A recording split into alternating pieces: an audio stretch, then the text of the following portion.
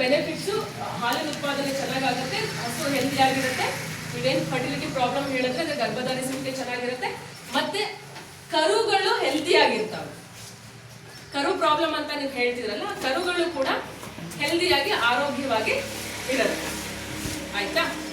Okay, so video ಮಾಡ್ತಿದ್ದೀರ, ನಂಗೊಂದೆರಡು photo ಬೇಕು.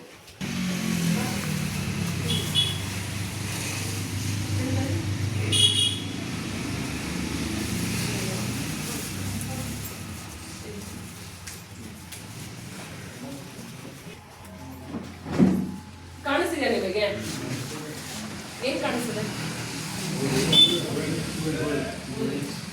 ಇದೆಯಾ ಈ ತರ ಪ್ರಾಬ್ಲಮ್? ಯಾವ ಹಸುನಲ್ಲಿ ಕಾಣಿಸ್ತಿದೆ?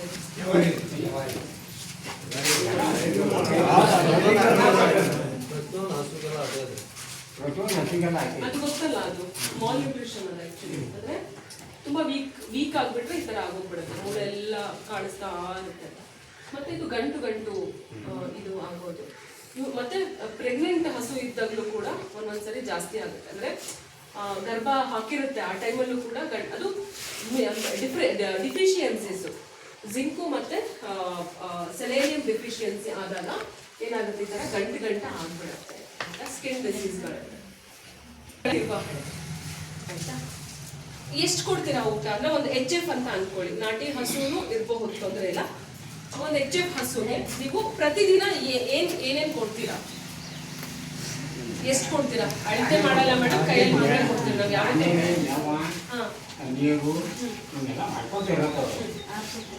ಯಾವ ಲಿಮಿಟ್ ಇಷ್ಟ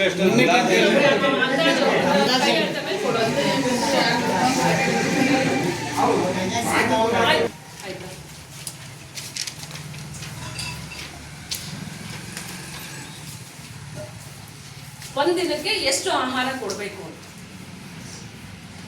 ಇದ್ರಲ್ಲಿ ಆಚೆ ಈಚೆ ಆದ್ರೆ ತೊಂದರೆ ಏನಿಲ್ಲ, ಏನಿಲ್ಲ. ಒಟ್ಟಿನಲ್ಲಿ ಇಷ್ಟೊಂದು ಫಾಲೋ ಮಾಡಿ. ಆಯ್ತಾ? ಸೊ ಮೊದಲನೇದು 5 ರಿಂದ 6 kg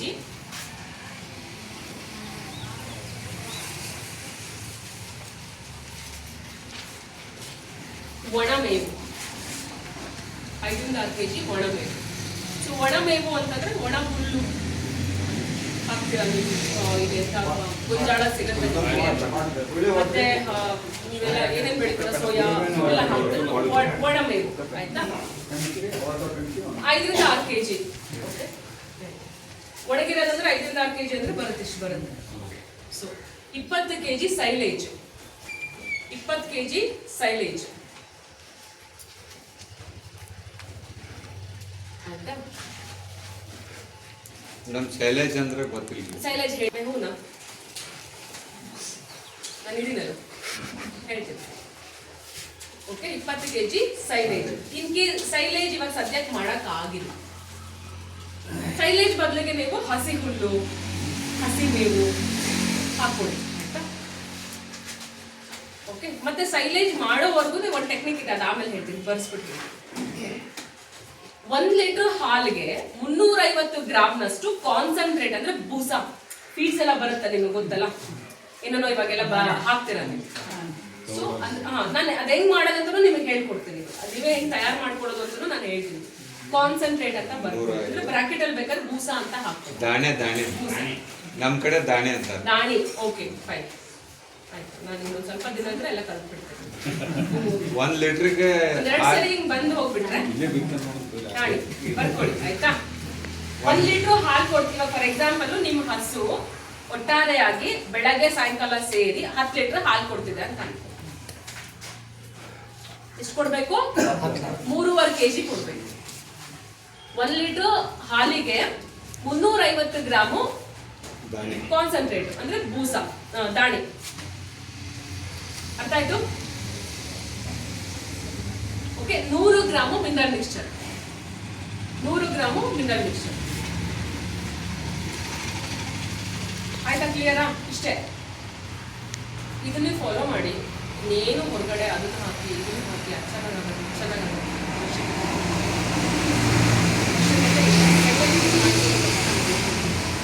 ಮೇಡಮ್ ರೇ, ಇವ್ರು ದಾಣೆ ಕೊಟ್ಬಿಟ್ಟಿದಾರ ಬಿಡು, ಅದ್ರಲ್ಲಿ ಏನಂತ 1 kg ಇಡವ್ರು. ಅದಕ್ಕೆ ದಾಣಿ ಮಿನರಲ್ ಮಿಕ್ಸರ್ ಇದು ನಿಮ್ಗೆ ಮಿನರಲ್ ಮಿಕ್ಸ್ಚರ್ ಇಲ್ಲ 100 ಗ್ರಾಮ್ ಅಷ್ಟೇ. ಇವಾಗ ನಾವೇನು ಒಂದು 100 gram 100 gram mineral mixture.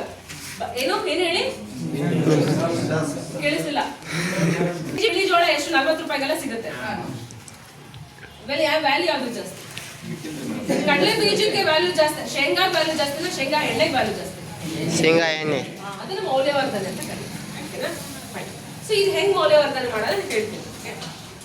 So ನೀವೆಲ್ಲ ಮಕ್ಕಳಿಲ್ಲ, ಅದಕ್ಕೆ ನಾನು ಇಷ್ಟು ಬಿಡಿಸಿ ಸೊ ನಮ್ಮ ತುಮಕೂರವರೆಲ್ಲ ಫಾಸ್ಟ್ ಜಾಸ್ತಿ, ಮಂಡ್ಯದವರೆಲ್ಲ ಫಾಸ್ಟ್ ಜಾಸ್ತಿ. ಅವರಿಗೆ ವ್ಯಾಲ್ಯೂ ಅಡಿಷನ್ ಅಂದ್ರೆ ಅರ್ಥ ಆಗೋಗ್ಬಿಡುತ್ತೆ. ಹೆಂಗಪ್ಪ ಅಂತಂದ್ರೆ 10 kg ಒಣ ಮೇವು ತಗೊಂಡು 10 kg ಒಣ ಮೇವಿಗೆ 4 ಲೀಟರ್ ನೀರು. ಒಣ ಮೇವಿಗೆ 4 ಲೀಟರ್ ನೀರು, ಆಯ್ತಾ? 100 ಗ್ರಾಮು ಉಪ್ಪು, ಕಾಮನ್ ಸಾಲ್ಟ್, ನೀವು ಮನೆಗೆ ಬಳಸುವಂತಹ ಉಪ್ಪು. ಇದರಲ್ಲಿ ಬೇರೆ ಬೇರೆ ಕಿತಾಪತಿಗಳೆಲ್ಲ ಮಾಡ್ಕೊಳ್ಳೋದು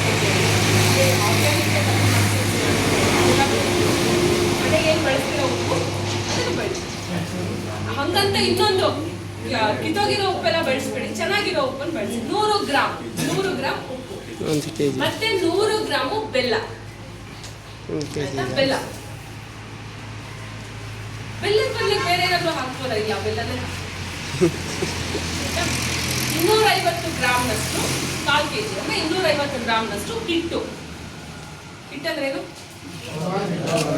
ಜೋಳದ ಹಿಟ್ಟು, ರಾಗಿ ಹಿಟ್ಟು, ಗೋಧಿ ಹಿಟ್ಟು, ಅಕ್ಕಿ ಹಿಟ್ಟು, ಯಾವ್ದಾದ್ರು ನಡಿ. ಎಷ್ಟಿದೆ? 250 ಗ್ರಾಮ್ ಹಿಟ್ಟು. ಸೊ ಇದಕ್ಕೆ ಇಷ್ಟು. ಇದನ್ನ ನೀವೇನ್ ಮಾಡ್ಬೇಕು ಅಂತಂದ್ರೆ 1 ಗಂಟೆ ಬಿಡ್ಬೇಕು. 1 ಗಂಟೆಗಳ ಕಾಲ ಬಿಡ್ಬೇಕು. ಏನು ಇದು ತಗೊಂಡ್ರಿ, ನೀರ್ ಹಾಕಿದ್ರಿ, ಉಪ್ಪು ಹಾಕಿದ್ರಿ, ಬೆಲ್ಲ ಹಾಕಿದ್ರಿ, ಹಿಟ್ಟು ಹಾಕಿದ್ರಿ, ಕಲಸಿದ್ರಿ, ಹುಲ್ಲನ್ನ 1 ಗಂಟೆ ಬಿಟ್ರಿ. 4 ಲೀಟರ್ ನೀರು, 10 kg ಮೇವಿಗೆ, ಆಯ್ತಾ? ಬಟ್ ನಾನು ಬರ್ಸ್ದಾಗ ಎಷ್ಟು ಬರ್ಸಿದ್ದೀನಿ? 5 ರಿಂದ 6 kg ದಿನಕ್ಕೆ ಕೊಡ್ಬೇಕು. ನಾನು ಹೇಳಿರೋದಿಲ್ಲ 10 kgಗೆ. 10 kg ತಗೊಂಡಾಗ 5 kg ಹಾಕ್ಬಾರ್ದು.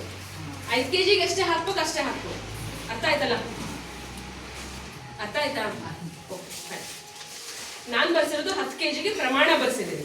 ನೀವು 5 kg ಮಾಡ್ಕೋಬೇಕಾದ್ರೆ 5 kg ಎಷ್ಟು ಪ್ರಮಾಣ ಹಾಕ್ಬೇಕು ಅಷ್ಟು ಹಾಕ್ಬೇಕು. ಅರ್ಧ 5 kgಗೆ 2 ಲೀಟರ್ ನೀರು ಹಾಕ್ಬೇಕು, 50 ಗ್ರಾಮ್ ಉಪ್ಪು ಹಾಕ್ಬೇಕು, 50 ಗ್ರಾಮ್ ಬೆಲ್ಲ ಹಾಕ್ಬೇಕು, 125 ಗ್ರಾಮ್ನಷ್ಟು ಹಿಟ್ಟು ಹಾಕ್ಬೇಕು. ಹಿಟ್ಟೇನೋ ಒಂದು ಸ್ವಲ್ಪ ಜಾಸ್ತಿ ಆದ್ರೆ ಏನು ತೊಂದರೆ ಇಲ್ಲ. ಇಷ್ಟು ಹಾಕಿ 1 ಗಂಟೆಗಳ ಕಾಲ ಬಿಡಬೇಕು, ಆಯ್ತಾ? 1 ಗಂಟೆಗಳ ಕಾಲ ಬಿಟ್ಟು ತಗೊಂಡು ಹೋಗಿ ತಿನ್ನಿಸಿ. ಇದು ವ್ಯಾಲ್ಯೂ ಅಡಿಷನ್. ಇದು ವಾರಕ್ಕೊಂದ್ಸರಿ ಮಾಡಿ.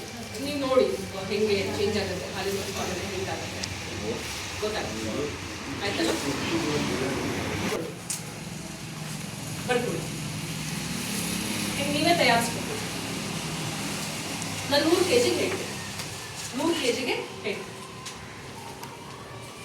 ಒಂದು 40 kg ಅಷ್ಟು 100 kg ದಾಣಿಯನ್ನು ತಯಾರಿಸಬಹುದು ಅಂತ ಬರ್ಕೊಂಡಿದ್ದೀನಿ. ಅದು ಕೆಳಗೆ 40 kg 40% 40 kg ಅಷ್ಟು ಗೋಂಜಾಳ,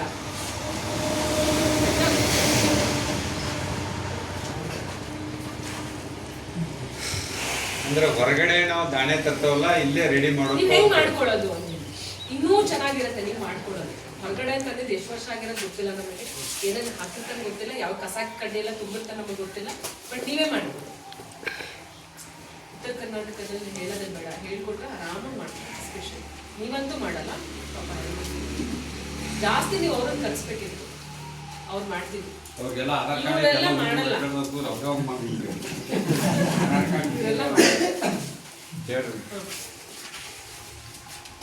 40 kg ಗೊಂಜಾಳ, 40 kg ಗೊಂಜಾಳ, ಆಯ್ತಾ? 30 kg ಹಿಂಡಿ. ಹಿಂಡಿ ಯಾವ್ದಾದ್ರು ಹಾಕಿ. ಇಲ್ಲ ಆಮೇಲೆ ಹತ್ತಿಕಾಳು ಹಿಂಡಿ ಸಿಗ್ತದೆ. ಬೇವಿನ ಹಿಂಡಿ, ಹತ್ತಿಕಾಳು ಹಿಂಡಿ ಸಿಗ್ತದೆ. ಬೇರೆ ಬೇವಿನ ಹಿಂಡಿ, ಶೇಂಗಾ ಹಿಂಡಿ